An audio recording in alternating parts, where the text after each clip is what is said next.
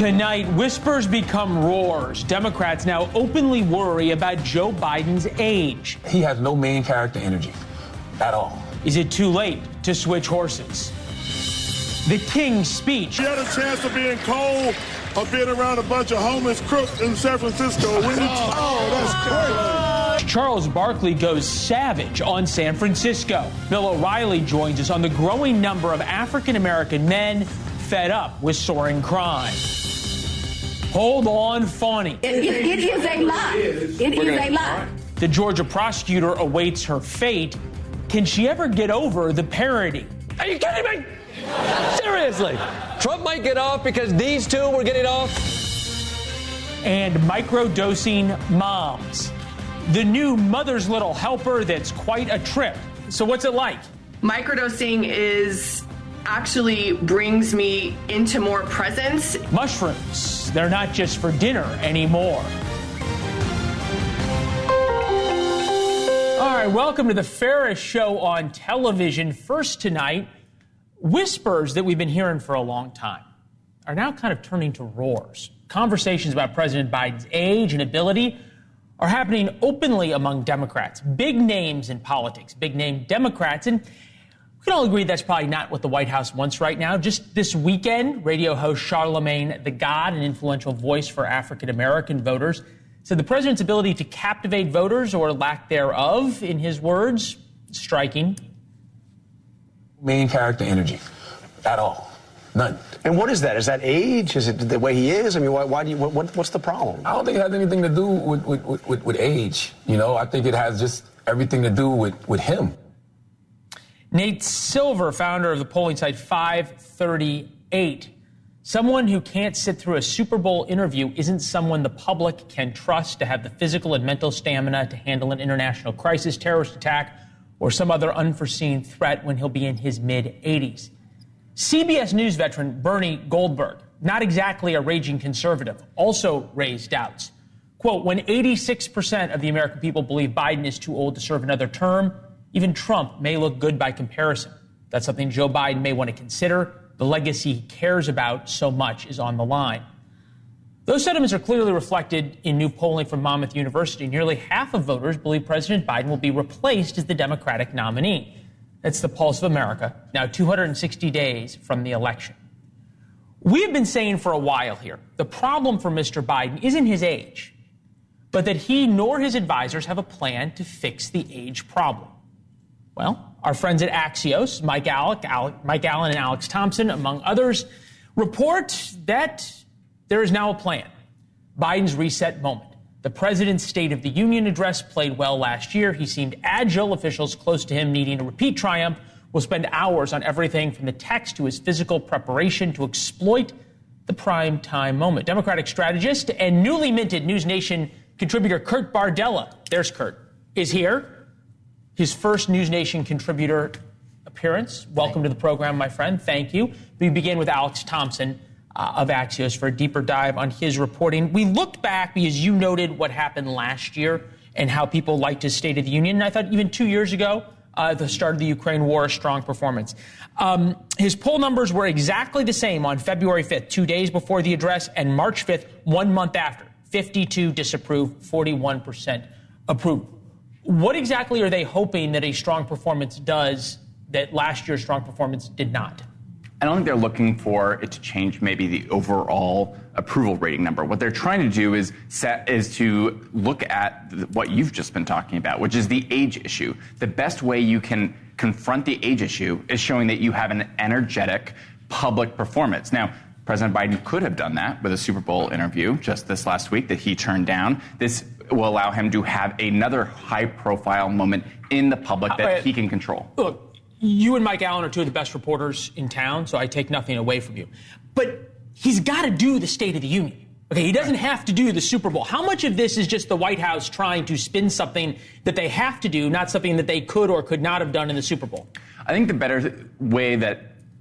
better skepticism is that, yeah, you can have a good State of the Union performance, but it's not necessarily enough. You need a good State of the Union performance, and you need a good Super Bowl interview, and you need more interviews. It can't just be a one-off. So I think what they're trying to do is they're trying to make the best of a bad situation. The thing is, Is there a plan to fix the age issue? There hasn't been a huge dynamic plan, but they're aware of it. They just haven't been successful, in part because it's the one thing you cannot change. Yeah, you can't change it. Kurt, and look, to Alex's point, you have the State of the Union, and then you have the roadshow. You go out to highlight all of your accomplishments that have happened and all of the things you want to do. You're showing up at union halls, and then you're showing up at rivers that you built bridges over and on and on. What do you make of the sudden realization now, or the sudden willingness by a lot of Democrats to now speak about this publicly? Well, they're waking up to something that we have been talking about, specifically on this show, for months now. The problem with the State of the Union strategy is, and listen, I expect President Biden to deliver a fine State of the Union address. This is a setting that he's familiar in, that he's comfortable with. He has done this before. He knows. He was in the stakes. Senate for 40 years. He will perform well there. The problem is, much like in sports, you're only as good as your last performance. The next time that he's out on the campaign trail and stumbles or misspeaks or says something that may not be entirely accurate or just has a senior moment, it all starts all over again. Like, this is the most predictable cycle that we're living in, and it's never going away, because the one thing that we know for sure is Joe Biden's not going to get any younger between now and Election Day. All right. Look, there's the discussion of the actuarial event, right? And the Washington Post did a long piece, both for Biden and Trump. What happens if between now and the convention, for some reason, they cannot accept? And what happens between the convention and the election if they cannot run for election? What happens after the election if they cannot serve, to borrow a statement from Lyndon Johnson, which seems apt in this case. But there's some comparisons, Alex, that are starting to be made between Joe Biden, even in 2019 and in 2024. We put together two clips from basically his campaign launch. Take a look. We choose hope over fear, truth over lies, and yes, unity over division. I've never been more optimistic about our future, and I've been doing this a hell of a long time. Just to remember who we are. How much does the White House worry about these comparison clips that are starting to play more? Oh, I mean, they're absolutely worried. They know that his age is the biggest threat to this campaign and also the biggest chance that Donald Trump is going to return to the Oval Office. They are well aware of the risk. And, you can see it just there. The guy is not even close to the public performer he was 4 years ago. And in that campaign, you remember, people were also making his age an issue. Cory Booker back then was saying, sometimes you just wonder when you hear him talk.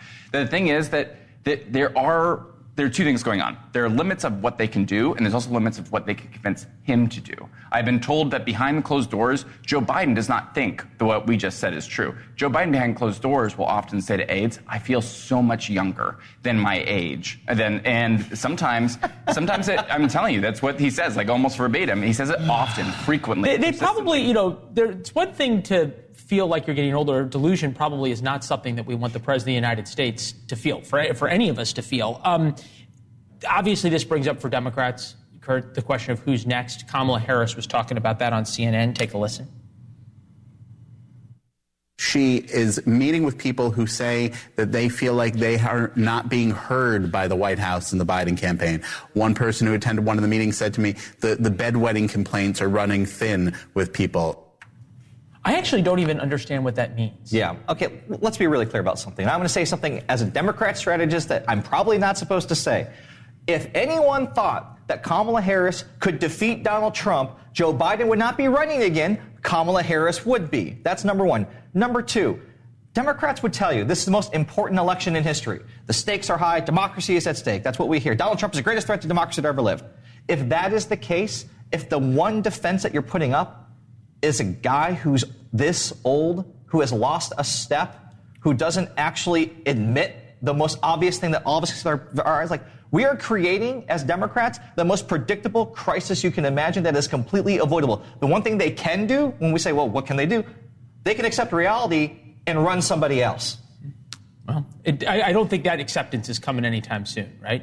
Well, yeah. But what he's right that more and more people are saying it. The truth is that the Democratic consultant class, Democratic experts, don't believe they have a Democratic Party brand problem. You look at all the special elections over the last 2 years, they think they have a Joe Biden brand problem. They do think there is a non-MAGA majority in this country.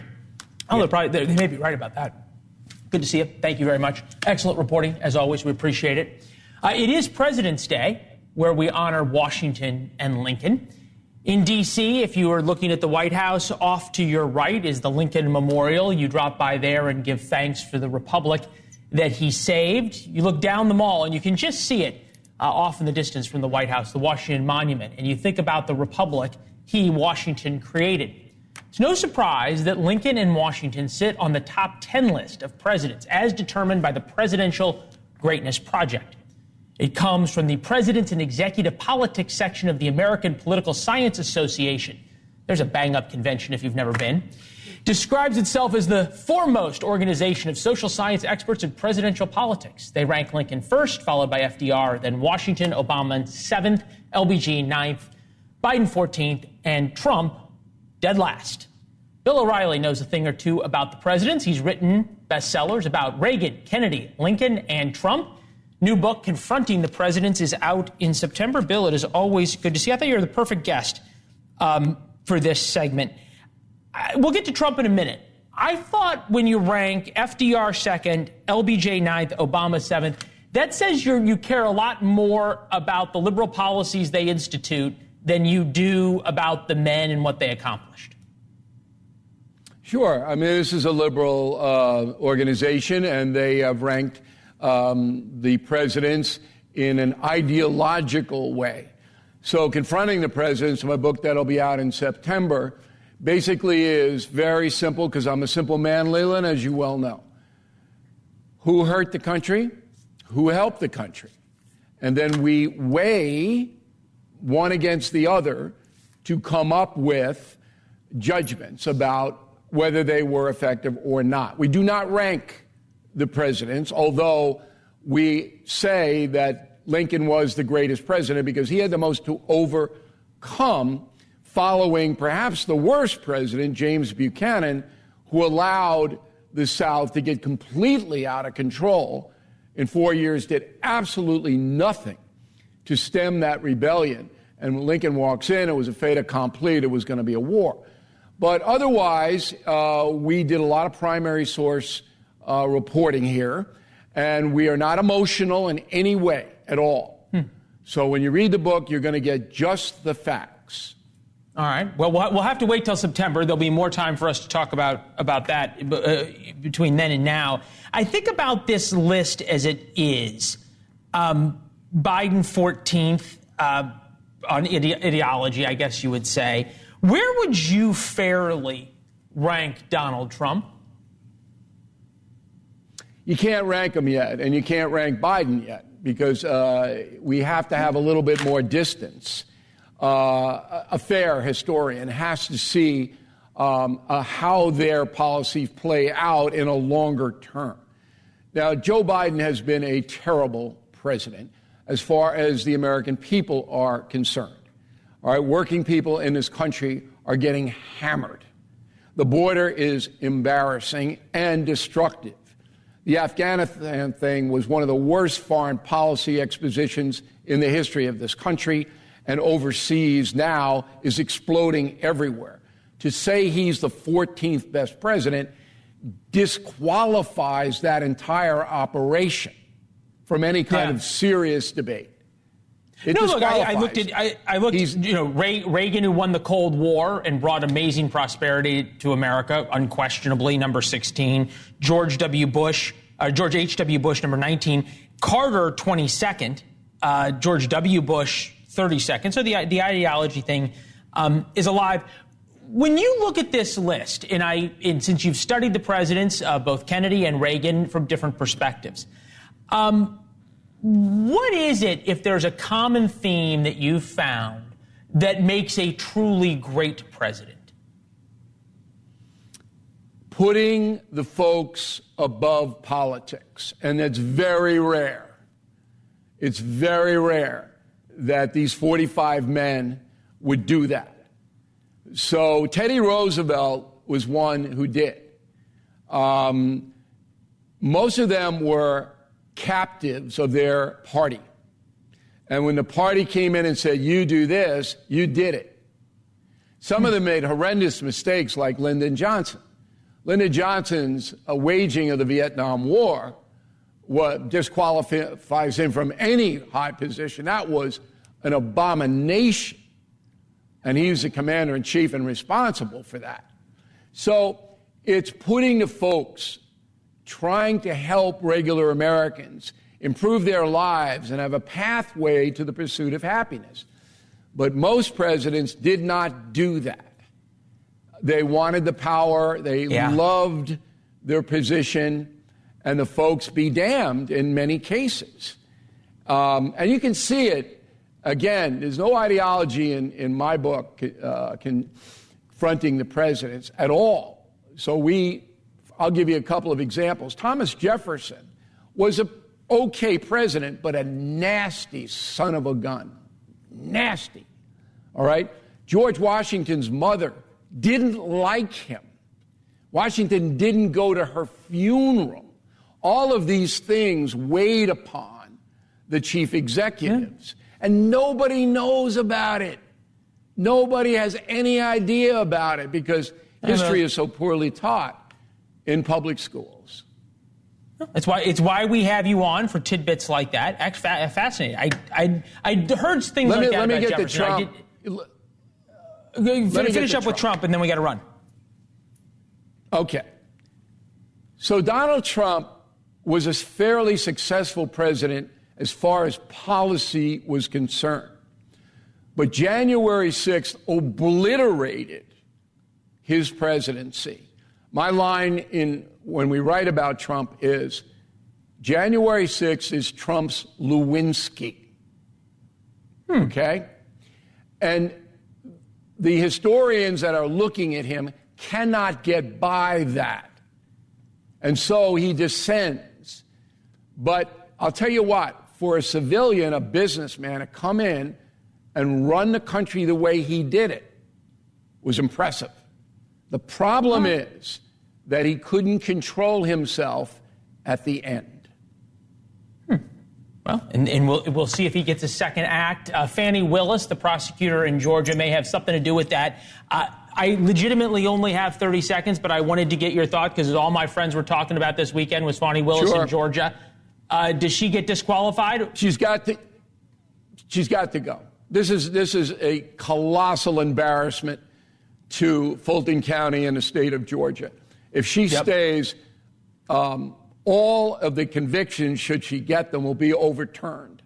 I mean, it is just unbelievable that you could have a grifter like this prosecuting 19 Americans. Bill, I've now had Bill. You know what this is like.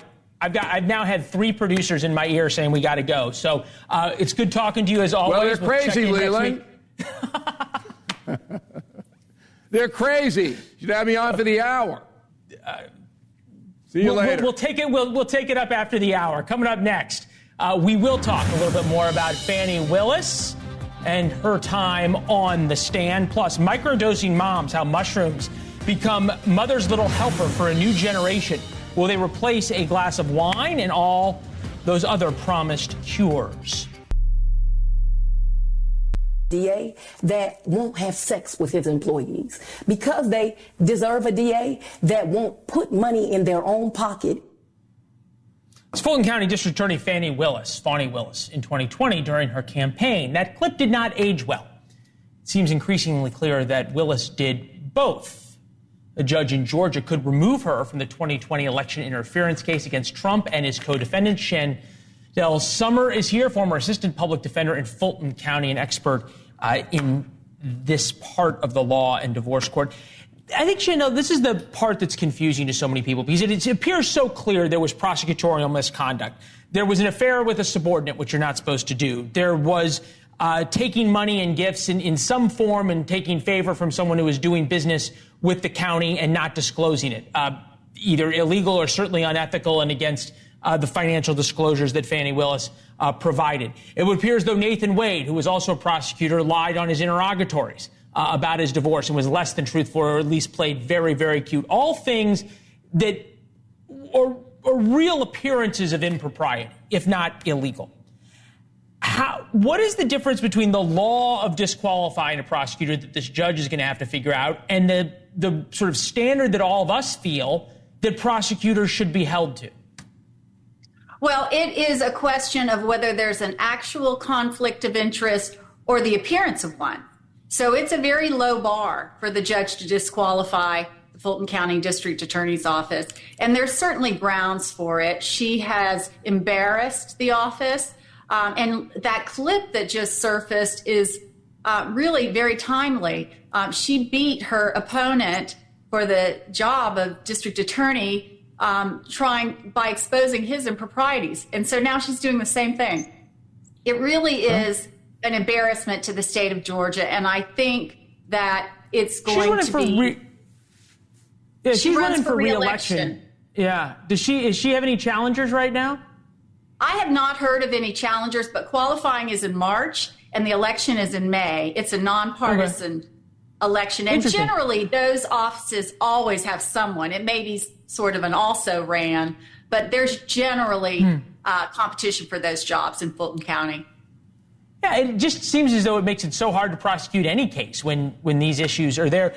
This has not gotten a lot of coverage. Obviously, all the details of her affair and on and on did. Closing arguments this week, a decision in the next couple of weeks from the judge about this, but it throws everything into disarray for the Trump case. But this part of her testimony, when she was talking about how she got cash, the cash that she allegedly used to pay her boyfriend back, I think raised some pretty serious questions, not just about her conduct with the affair, but about some other possible crimes. Take a listen. It's been my whole life. When I took out a large amount of money on my first campaign, I kept some of the cash of that. Yeah. Of my first campaign, who would, I hate to ask it this way, but who prosecutes the prosecutor in Georgia? Who looks into this, what would be certainly a very serious crime? Well, a special prosecutor could be appointed to prosecute another prosecutor. And in this case, it's a very interesting hierarchy of judgment on that issue, because if she's disqualified, it will go to Pete Skandalakis, who's a former district attorney and very connected in Georgia politics for many generations. And he's the one who's been tasked with determining whether to prosecute Lieutenant Governor Burt Jones. And some people say he's dragging his feet on that he hasn't done anything with it. And so this case could really die on the vine. If she's disqualified and it goes to the prosecuting attorney's council, they could sit on it. They could say they can't find anybody for months and months and months. And then the election could come and it may be a moot point. Yeah, we got to run, but you have been fantastic. Thank you. Throughout this whole thing, from the very beginning when this broke. We're going to keep having you back to talk about it as the developments come on. It's all my friends wanted to talk about this weekend. Thank you. We'll talk soon. During this weekend, there was the NBA All-Star Game. You might have seen it, or maybe not. Charles Barkley said you need a bulletproof vest to walk around San Francisco, and his fellow broadcasters, well, they kind of melted down by that comment. To be fair, the ending score was 186 to 211, so the broadcasters needed something other than the game to talk about, and the conversation turned to the location of the game, Indianapolis. Hey, Reggie. Yes. If you had a chance of being cold or being around a bunch of homeless crooks in San Francisco, wouldn't you? Oh, that's crazy. You're not welcome. They're not letting you in. You're not welcome. We love San Francisco. No, we don't. Yes, we do. You can't even walk around down there. Yes, you can walk around. Yeah, with a bulletproof vest. Who loves San Francisco these days? Since facts matter on this program, Indianapolis and San Francisco have similar populations, but far more people get murdered in Indianapolis than in San Francisco. Those are just the facts. But it's not necessarily just about the facts. As Charles Barkley pointed out, it's about how people feel. More Americans than ever see crime as extremely or very serious as a problem in America. 63% now, 54% in 2021. The previous highs were 2000, 2010, and 2016.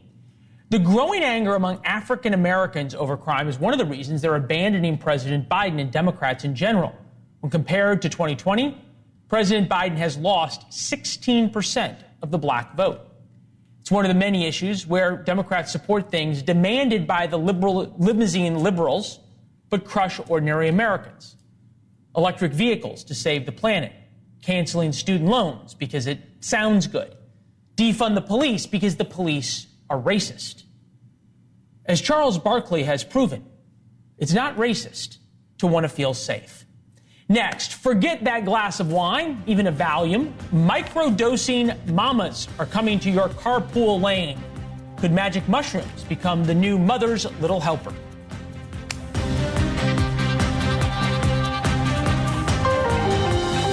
Cope helps you by relieving headache pain. At the same time, a gentle relaxer in Cope eases the tension that so often causes the pain. Many pills are sold for everybody's headaches, but Cope is for women. Sounds pretty nice right about now, huh? For more than a century, we've been trying to find, call it mother's little helper, right? From amphetamines to cocaine to opiates to barbiturates, Valium, all the stuff that makes you feel good. Now, psychedelics, magic mushrooms, if you will, can help mothers just get through the day. Call it a life hack. One mother and marketing exec in Los Angeles told the Wall Street Journal, "I work hundreds of hours a week, and it helps my performance. It allows me to be my best self." Dr. Greg Fonzo, psychologist who works with patients using mushrooms, Tracy T., mother of one, is here with us as well. Fair to say, Tracy, what would you call it, an enthusiast of this? I'd say I'm an enthusiast, absolutely. Okay, so what's it like? Well, you know what? I think it's actually the opposite of mommy's little helper. Microdosing actually brings me into more presence, and I am not numbing out. It is an expander in terms of how I am able to live my life, and it isn't band-aiding anything that I want to avoid. So I love it when people kind of equate moms who microdose as, oh, it's mommy's next little helper. In some ways it is a helper, but it's not in any energy like anything in the past. It's not like Valium, it's not like booze, it's not like cocaine. I find myself to be like more present, less overwhelmed, and more like myself. All right, so Greg, I saw Tracy's, what we call the lower third, the graphic that says she is founder of Moms on Mushrooms. Are there a lot of moms on mushrooms that you found? It's becoming more and more common nowadays, yes. All right, so how is this different? And I mean, I take Tracy's point, but there was a time that amphetamines was mom's little helper. Then there was opiates. Then there was barbiturates. I mean, at some point, isn't all of these drugs just one version or another of altering your reality? Yes. So I think all those drugs would be considered what you call psychoactive. So they would alter one's state of consciousness. Psychedelics in particular, and psilocybin, which is the compound that's in magic mushrooms, is undergoing a lot of investigation now in clinical studies for its potential to be a mental health treatment, particularly for various conditions like depression, anxiety, and addictions as well. Whether or not it can be used as a general tool for improvement of well-being is an open question, though. All right, so Tracy, to be fair to the FDA, they have not approved a drug product containing psilocybin. Therefore, the effectiveness and safety of psilocybin as a drug has not been evaluated by the FDA for any therapeutic indication. I'm guessing you would take issue with that. I think it's unfortunate that that's the stance of the FDA. I think that we can listen to tens, hundreds of thousands of people who have been working with this medicine and listen to their stories and listen to the anecdotal results. And we know that the studies that have been done about psilocybin show that it's low in toxicity, lower than alcohol, cocaine, heroin. I get the idea. And look, I mean, for a long time there was marijuana that people were saying, had all these wonderful effects on people and was very low in terms of danger. And the FDA said the same things. Now, obviously, there's medical marijuana and everything else. Take us through a day of using this, of microdosing. Yeah, well, first I just want to point out that microdosing, you're not high. So we're not talking about moms running around to car line and to playgrounds, seeing rainbows and unicorns. It's actually quite the opposite. We're taking low doses of psilocybin that are allowing us to potentially, because yes, there is not any longitudinal studies out yet about microdosing, but kind of reap the benefits of what a large dose journey does on in a lower amount that isn't altering your mind, no hallucinogenic effects. So a typical day for me is when I choose to microdose, which is not every day, and you never want to microdose every day, I take 50 milligrams, which is a very, very small amount. I take it in the morning, and throughout the day, I just find that I'm able to kind of tap into more presence, less overwhelm, less anxiety, more compassion, all the things that every mom wants to offer a family. All right, fair enough. Doc, luxury experience in Vancouver, $15,000 for 4 nights. Retreat in Denver, $8,100, 4 nights in coaching. 10-hour music-based psychedelic experience, $1,000. It's some level, and I take the point that, you know, there's all sorts of folks on all sorts of different medications. Is there really any difference in any of these things? And I look at it, and I'm sure there's a lot of people at home going, gee, sounds wonderful, but Prozac is 10 cents on insurance, and we're talking $15,000 for 4 nights. Where's the delta in that come in? There are differences in regards to the way the drugs work. I think what you're getting at, though, is does, for example, microdosing psilocybin have a benefit that would be superior, let's say, to something that's cheaper, like Prozac? And really, the research is out at the moment, so we don't have a lot of good studies, particularly with microdosing. Most of the work that's been done has been looking at high doses, where people have a strong hallucinogenic experience. And those studies do show that there may, in fact, be some benefit for folks with particular conditions. But I think we really do need to do some more research on very low dosing, or microdosing, as it's called, in order to understand like what kind of effects it does have on one's mood, one's ability to concentrate and focus, productivity, a lot of these things that we still don't really have good answers on. Can I just say, though, in terms of cost, those costs of those retreats that you just showed, that is an exorbitant amount of money. And I think as we start to lean into these modalities as actual therapies and take them seriously, my hope is that those prices go way down and they become less novel and more of something that is a useful part of someone's mental health healing. You guys are on the cutting edge of this. It's fun to talk about, interesting. And Tracy, appreciate you sort of taking us through that. Not everybody's willing to talk as openly about this stuff. Thank you. We'll talk to you both soon. My pleasure. All right. Thank you. The Biden administration waves the white flag on making us all drive electric cars. Why the climate change agenda just got derailed.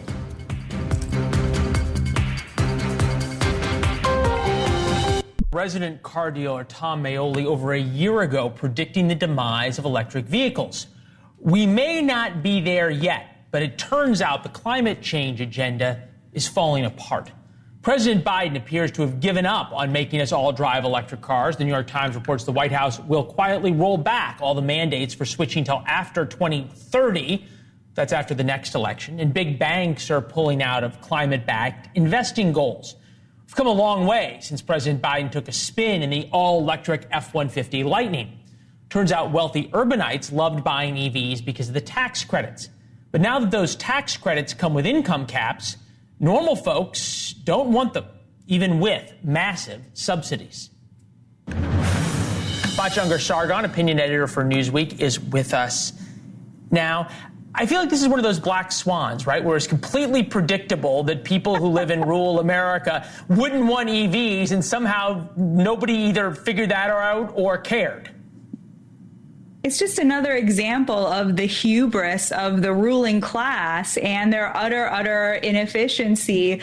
They want to have this oligarchy of the credentialed where the smart set tells everybody what they're supposed to want and what they're supposed to buy. And they forget crucial things like if you live in rural America, you need a lot more energy to get your car from one place to another because you're not driving in Brooklyn 12 blocks, 15 blocks. You're driving for an hour and a half to get to work. And guess what? You're going to have to stop and gas up that electric car with electricity and sit there and wait for an hour. I mean, working class people don't have that kind of time. It's just so ridiculous that nobody thought about the lifestyle of the people who buy cars, that maybe this is not actually going to work for them. Yeah, I think about rural Americans, right? Despite the billions spent on charging stations that don't necessarily work or exist right now. But rural and working class Americans more likely to drive on vacation, more likely to drive longer distances, more likely to drive in rural areas. You talk about the ruling class. Rasmussen defined it as the elite, right? Making over $150,000 a year, postgraduate degree, and living in an urban area. Ban gas-powered cars is favorable with 24% of voters, but 81% of elite Ivy League graduates. Is that really now the divide in America? And I guess what I'm trying to say is, how did climate change become the cause du jour of, you want to call it, ruling class elite Americans?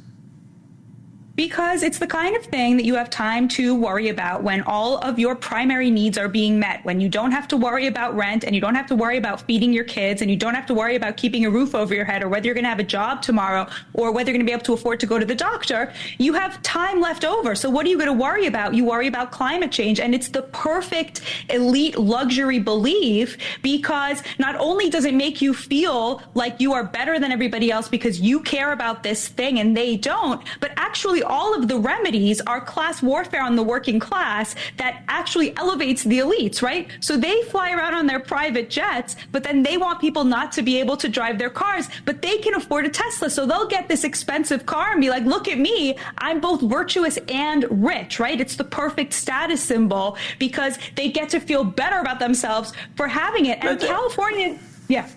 Yeah, no, I'm just thinking about how to be fair about this, because you make great points, right? But at the same time, we can all agree the climate's changing. Okay, fine. And we can probably all agree that there's things we can do to mitigate that. May not be able to reverse it, may not be able to actually stop it, but certainly mitigate the effects. And yet this sort of the elite ruling class of America and worldwide has absolutely no interest in any of the practical things that could be done that would help the working class. They want to ban gas stoves. Right, that's exactly right. They always want someone else to make the sacrifice, and the sacrifices they're willing to make are all extremely tied to their vanity. Like, oh, maybe they'll be vegetarian, right? Because they're all like obsessed with the way they look and being thin and healthy, right? It always fits into whatever they are already doing to stroke their egos. And what I was going to say before is, if you look at California, the highest cost of energy, but also the highest percentage of Americans who are living in energy poverty. They're spending more than 25% of their income just on keeping the lights on in their houses, and they're being driven from the coast inland so that they have to drive further to get to work because they can't afford energy and they can't afford rent where all of these rich elites, coastal elites are living. Well, and then it makes cheaper, I guess, or there's more places for those who serve the elites to live once everybody else leaves. Batya, thank you very much. It's good to see you as always. Thanks, Leland. Next, what you said was the most important story of the weekend, how the love life of a Georgia prosecutor shows us what's wrong with America.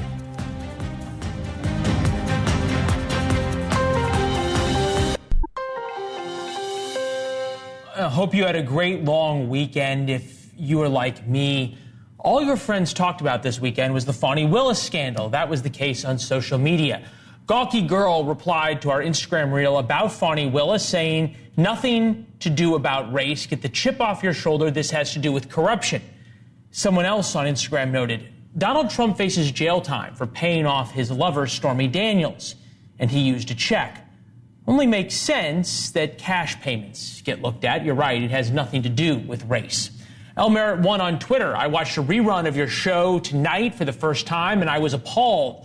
My jaw dropped about how judgmental you were about the Fani Willis hearing. Totally spun the facts on the topic you were covering. Totally biased and one-sided. Totally Fox territory. Perhaps, Elmerit, you don't watch Fox News that much. And if we got any of the facts wrong, please let us know. We would love to correct it. We don't judge left or right, red or blue. And since this is your first time watching the show, you may not know that, but we take a very strong stand on right versus wrong. Paying your boyfriend $655,000 of taxpayer money and then not disclosing it, perhaps lying about it, is wrong. It's that simple. Vister124 replied on Instagram, Fani is a female Trump on the witness stand, basic witness stand protocol. Keep your composure. Prosecutors and presidents aren't used to being questioned. Maybe it should happen more often with current presidents and post-presidents. Anna Haggett replied to the same reel, Fannie did nothing wrong. I found her credible. I found her super dad credible. Maybe nothing wrong legally, although her financial disclosure forms present some real problems. Morally, though, there's some serious questions in there about Fani Willis, and that's the biggest issue. Prosecutors should be held to a higher standard in America. Barb replied to Thursday's War Notes, Mr. Vittert, I'm glad Mike Turner made the announcement about our national security. It shouldn't be a secret. I think you're naive to think it's an exaggeration, and you are underestimating the power of such an attack. Thank you. Well, Barb, we appreciate you watching, reading, and replying. Mike Turner put his own judgment ahead of other Republicans with the same information and others in the intelligence community. That's not the job of the chairman of the House Intel Committee. And I fully understand the power of a Russian nuclear space weapon. That's why our intel and defense community should be able to deal with it without the Russians, knowing we had that capability. Now they do. Angela replied to Wednesday's War Notes, my husband and I watch your show every night. Most of the time we agree. I do take issue with your idea that it was a waste of time to impeach Alejandro Mayorkas. We're a land of laws. Cabinet members, too, must follow the laws that are in place until new laws are implemented. Mayorkas didn't do that. Well, Angela, I'm glad you don't always agree with us. That's what makes this show different, and really different than everything on cable. It is not a safe space for anybody. Sonia Kennedy on Instagram. You're the reason I started to watch NewsNation from the start, the best journalist. Thanks, Sonia. It's nice to know that my mother can watch at home and know that I'm not, well, messing around too much. Thanks for your trust in us every night. Make sure you tell your friends about NewsNation. We're grateful for you. Here's Chris.